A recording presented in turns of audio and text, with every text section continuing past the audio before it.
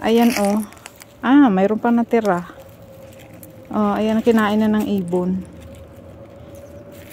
Tanggalin na natin. Ito oh. Ayan. Oh, di ba? Ayan oh, maraming seeds. Putulin na natin 'yan.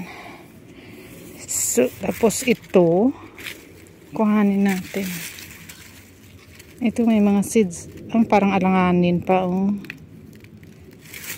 Di ba, tumbahan na.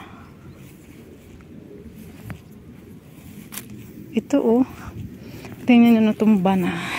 Buti hindi nakain ng ibon. Ayan. Oh, tingnan nyo, hindi nakain ng ibon. Ano na natin? Lagyan natin dito sa timba. Tanggalin na natin. Para may pantanim tayo. Parang alanganin pa. Parang may puti-puti pa oh. Diba, sunflower. Tapos yung iba madami, pakain natin sa ibon. Ito oh, alanganin. So, diba? Yung sunflower, meron na tayo isa. Dito. Ito pala oh.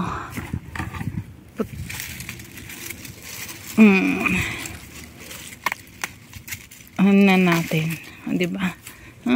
Kinakain din yata ng mabait. Oh, at least may kalahati tayo. Ayan.